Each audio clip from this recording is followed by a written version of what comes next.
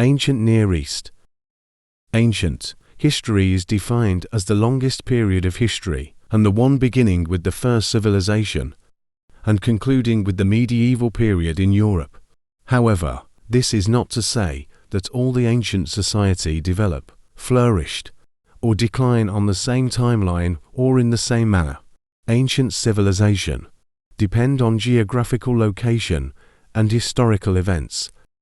The history of ancient civilization is a long and complicated timeline uniting together empires and culture. Major development in culture occurred in ancient Near East, China, India, Greco-Roman world, not to mention Africa, the Americas and the Oceania. Most of this civilization tends to emerge near abundant, natural water, especially fresh water. Each evolving culture developing a unique writing system and a myriad of advancements and skills, based on geographical needs and understanding of the world. Civilization ultimately develop on every continent except Antarctica. The study of ancient civilization is concerned with the earliest segment of the much broader subject called ancient history. The span of ancient history began with the invention of writing, about 300 BC, and lasted for more than 35 centuries. Writing made the keeping of historical record possible. All the civilization has certain features in common. They all built cities and invented form of writing. They learned to make pottery and use metal, also domesticated animals, and created fairly complex so-called structure with class system. A decisive factor that made it possible for humankind to settle in permanent communities was agriculture. It causes turning points in the human history. Farming and tremendous change brought about agricultural revolution. After farming was developed in the Middle East about 6500 BC, people living in tribes and family units did not have to be on the move, continuously searching for food and animals. Once people could control the food production and be assured of the reliable and all supply for it, their lives changed completely. People began to find permanent communities in fertile river vales. They settle along riversides for a number of reasons. First, serving as a fresh water for drinking, they could be used for transportation, for irrigation in farming, and the ability to settle in one place, which made it possible to domesticate animals, in order to provide other source of food and clothing. Family was indeed a revolutionary discovery. It's not only made settlement possible, and ultimately the building of cities, but also made available reliable food supply. With more food available, more people could be fed. Population therefore increased. With a food surplus, community could support a variety of workers who are not farmers.